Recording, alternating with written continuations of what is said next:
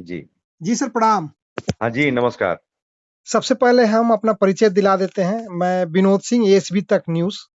और लगातार इन दिनों लगातार जो है कि पिछले 1.5 महीना से बिहार की तमाम एएनएम कर्मी और एनएचएम से जुड़े हुए तमाम संविदा कर्मी अपनी-अपनी मांगों को लेकर, खासकर एफआरएस हटाने को लेकर, समान काम समान वेतन और अन्य सुविधाओं को लेकर लगातार आंदोलन पे हैं। तो आप सबसे पहले हम आपका परिचय करवा दें। इस समय हमारे साथ बात करने के लिए आप हैं श्री सुवेश सिंह, महामंत्री राज्य बिहार राज्य अराजपत्रित कर्मचारी महासंघ। आप साथ में महामंत्री बिहार चिकित्सा एवं जन स्वास्थ्य कर्मचारी संघ के महामंत्री भी हैं, राष्ट्रीय सचिव अखिल भारतीय राज्य सरकारी कर्मचारी महासंघ। तो सर का हमारे चैनल पर स्वागत है वार्ता के लिए सर। जी, जी, आपका भी बहुत-बहुत स्वागत है और आपके चैनल के माध्यम से जो भी श्रोता हमारी और आपकी आवाज़ को सुन रहे हैं, उनका भी हम अपने संगठन की ओर से स्वागत करते हैं। जी, हमें सर ये बताएं, लगातार जो है कि इन दिनों लगातार चल रही है एएनएम बहनों की हड़ताल और अपनी मांगों को लगातार वे यहाँ तक कि और राज्य स्वास्थ्य समिति तक भी पहुंचाने की कोशिश की गई है। इसके विषय में क्या कहेंगे सर? लगातार आप भी आंदोलन में शामिल हैं, इसको लेकर बड़ी बातें क्या हो सकती हैं सर? जी, देखिए, हमारा बिहार चिकित्सा एवं जन स्वास्थ्य कर्मचारी संघ, जी, जी। इनके द्वारा जो बाध्यकारी और भेदभाव माने करते हुए जो सरकार के द्वारा जो फेस अटेंडेंस सिस्टम को जो लागू किया गया है, डिजिटल अटेंडेंस सिस्टम जो बोलते हैं, जी, जी। उसका हम लोगों ने 6 जुलाई से ही विरोध करना शुरू कर दिया था। जी, जी। लेकिन हम एक माने बिहार ही नहीं बल्कि देश के सबसे पुराने संगठनों में से एक, जो हमारा रजिस्ट्रेशन जो है वो आजादी के पहले का है। जी, हम लोग टोटली माने पूरी तरह से हम लोग डेमोक्रेटिक तरीके से हमारा फंक्शनिंग है। जी। तो हम लोगों ने ये तय किया कि 6 जुलाई को इसका एक डिस्ट्रिक्ट लेवल पर प्रोटेस्ट हम करते हुए जी, और जी। फिर 8 जुलाई से हम ब्लैक रिबन प्रोग्राम चला करके और इस आंदोलन को हमने आगे बढ़ाया। जी, जी। क्योंकि क्योंकि हम अराजक तरीके से संगठन को हम ऑपरेट नहीं कर सकते हैं। जी। हमारा शुरू से ये मानना रहा है, हमारे पूर्व के नेताओं के द्वारा जो परंपरा की शुरुआत की गई है। जी, जी। तो हम लोगों ने सरकार को नोटिस दिया और फिर हम लोगों ने 18 जुलाई को राज्य स्वास्थ्य समिति का पटना में घेराव किया, जिसमें आपने भी अपने चैनल के माध्यम से उसको पूरा कवरेज दिया था। जी, जी। उसमें 8 से 10 हजार कर्मचारी उसमें शामिल हुए थे। जी, जी। तो हम लोगों ने अपना स्टेट सिक्योरिटी कमेटी की बैठक में फैसला लिया कि नहीं, हमारे सामने जो है एक बहुत बड़ी चुनौती है और इसको 22 जुलाई से हम लोगों ने पूरी तरह से एनएचएम कर्मचारियों को कार्य बहिष्कार में उन लोगों को उतारने का काम किया है। जी, अब जी। यह है कि आज 36 दिन आंदोलन का हो गया। लगातार प्रोटेस्ट प्रोग्राम जारी है, चाहे वो ब्लॉक लेवल पर, चाहे वो डिस्ट्रिक्ट लेवल पर या फिर स्टेट लेवल पर। जी, जी। लेकिन जो ये गूंगी बहरी सरकार है, जो आप जानते हैं कि ये हठधर्मी रुख अपनाए हुए है, मतलब कि हम वार्ता नहीं करना चाहते हैं। जी, जी। सरकार का ये रुख है कि हम किसी भी कर्मचारी नेता से हम वार्ता नहीं करना चाहते हैं। जी। मैं आपको बता दूं, ये कार्य बहिष्कार से सबसे ज्यादा पीड़ित कौन है? सरकारी अस्पतालों में सबसे ज्यादा इलाज कराने के लिए कौन आता है? जी। राज्य की ग्रामीण क्षेत्र में रहने वाली गरीब जनता। जी, जी। और ये कार्य बहिष्कार से उन गरीब जनता को जो स्वास्थ्य सुविधा मिलनी चाहिए, वो उससे सरकार के जो हठधर्मी रुख है उसके कारण वो नहीं हो पा रहा है। जी। मैं आपके चैनल से बताना चाहता हूं कि हम लोग जिम्मेदार लोग हैं। हमारी समाज, अपने परिवार के साथ साथ समाज के प्रति भी जिम्मेदारियां हैं। जी। हम जनता की सेवा करने के लिए सदैव तत्पर हम रहते हैं और हमारे ही मेहनत का परिणाम है कि जो 2006 में जो हेल्थ पैरामीटर्स था, वो बिहार में राष्ट्रीय औसत का मात्र 10% था। जी, जी। और आज हमारी ही मेहनत का ये फलाफल है कि आज हम जो राष्ट्रीय जो स्तर है हमारा, जी, जी। वो तमाम पैरामीटर्स को हम 75% के आसपास हम लेकर के गए हैं। जी। मैं आपको यह भी बता दूं कि हमारे ही कार्यों के बदौलत बिहार के स्वास्थ्य विभाग को राष्ट्रीय स्तर पर 4 बार जो है माने प्रथम पुरस्कार से नवाजा गया है जी जी हेल्थ के सेक्टर में। जी जी लेकिन सरकार जो है वो आम जनता के बीच में हमको, माने आम जनता को गुमराह करके हमको बदनाम करना चाहती है। जी जी सरकार का ये कहना है कि ये कर्मचारी अपना ड्यूटी नहीं करते हैं। जी तो जी हमने सरकार को ये बताने का काम किया कि विकट परिस्थितियों में भी, जहां पर निचले स्तर पर जो ग्रामीण स्वास्थ्य सुविधा जहां से सेवा शुरू होती है, जी स्वास्थ्य उपकेंद्र जिसको एचएससी कहते हैं, जी जी वहां पर अपना एक अदद भवन भी नहीं है। वहां पर कभी टीकाकरण होता है, कभी पेड़ के नीचे होता है, कभी मुसहर टोली में होता है, कभी आंगनवाड़ी केंद्र पर होता है। और आपको 65% जो है जी वो जी अपना भवन नहीं है, जी वो किराए के भवन में स्वास्थ्य उपकेंद्र चलता है। जी जी और जिस मकान में वो किराए पर चलता है, उसके ठीक अगल बगल वाले कमरे में मकान मालिक के द्वारा जो है मवेशियों को बांधा जाता है, भूसा रखा जाता है। वैसी विकट परिस्थिति में ये काम करते हैं, जी उनको जी कोई सुरक्षा की गारंटी नहीं है।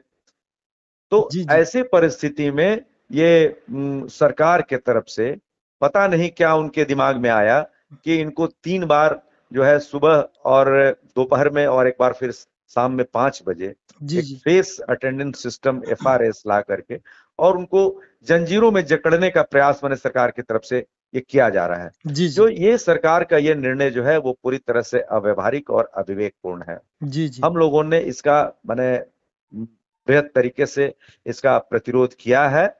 और अभी जो है एनएचएम कर्मी हमारे संगठन के नेतृत्व में पिछले 36 दिनों से कार्य बहिष्कार में है, वो आंदोलनरत हैं।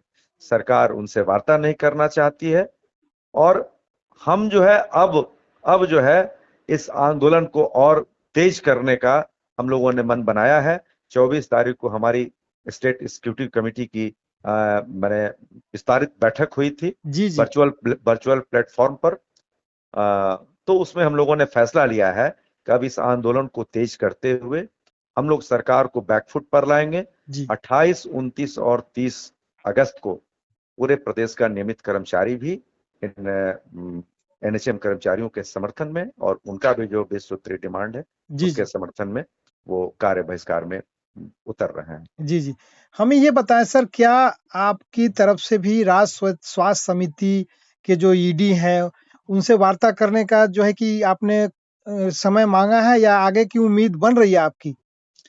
जी, उम्मीद तो बन रही है, जैसा कि इंडिकेशन मिला है। जी अभी खुले तौर पर इसका ऐलान होना बाकी है, जी जी लेकिन हमें जैसा कुछ सूत्रों से हमें मैंने ये जानकारी मिली है जी जी कि जो आंदोलन जब बढ़ा है जी तो सरकार के स्तर से कुछ बातचीत का एक इंडिकेशन मिला है। जी जी जी वैसे हम लोगों ने कार्यपालक निदेशक ईडी को राज्य स्वास्थ्य समिति के ईडी को हम लोगों ने एक पत्र लिखा है जी कि आप हमारे नेतृत्व के साथ वार्ता के लिए समय का निर्धारण करिए और हमको सूचित कीजिए। जी जी जी इस बीच में हमने एक बार 7 अगस्त को माननीय स्वास्थ्य मंत्री मंगल पांडे जी के आवास पर एक हमारी मुलाकात हुई। जी जी संक्षिप्त 10-12 मिनट की वार्ता हुई, जी जिसमें हमारे साथ हमारे सीआईटू के प्रदेश के उपाध्यक्ष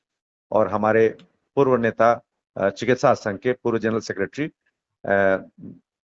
कॉमरेड विश्वनाथ सिंह भी हमारे साथ में थे जी जी और हमारी 10-12 मिनट की संक्षिप्त वार्ता हुई। जी उस वार्ता का कोई फलाफल नहीं निकला। जी जी उसके बाद से हमारी कोई वार्ता स्वास्थ्य विभाग के अधिकारियों और मंत्रालय का स्तर से किसी से भी नहीं हुई जी है। जी जी अगला कार्यक्रम सर का क्या है? अगला कार्यक्रम कौन सा है, ताकि सभी जो हमारे एनएचएम कर्मी हैं, एएनएम बहनें हैं, उनको जल्द से जल्द सरकार जो है कि हड़ताल तुड़वाए? अगला कार्यक्रम आपका क्या रहेगा सर? जी, हम लोगों ने अभी जो सरकार की जो हठधर्मिता है जी जी उसके कारण कर्मचारियों के बीच में काफी आक्रोश है, जी काफी नाराजगी है। जी जी तो ये बिहार चिकित्सा जन स्वास्थ्य कर्मचारी संघ, जिसके सदस्यों की संख्या बिहार में 30 से 40 हजार है, जी जी उन्होंने ये तय किया है कि अब इस आंदोलन को आगे बढ़ाया जाए और तेज किया जाए। जी जी तो हमने 28, 29 और 30 अगस्त को यह तय किया है कि राज्य का सभी कर्मचारी, स्वास्थ्य कर्मचारी जी जी तीनों दिन अपने आप को सभी प्रकार के कार्यों से अपने आप को अलग रखेगा। जी जी तो ये हमारा अभी निर्णय हुआ है। अगर ये फिर भी अगर सरकार नहीं चेतती है जी जी तो इस कार्यक्रम को और हम तीखा करेंगे जी जी और आंदोलन को और हम बढ़ाते हुए जो है वो जो भी स्वास्थ्य व्यवस्था है, जितने भी प्रोग्राम्स चल रहे हैं जी जी उनको हम बाधित करने पर हम मजबूर होंगे, जी जिसकी सारी जवाबदेही स्वास्थ्य विभाग और बिहार सरकार की होगी। जी।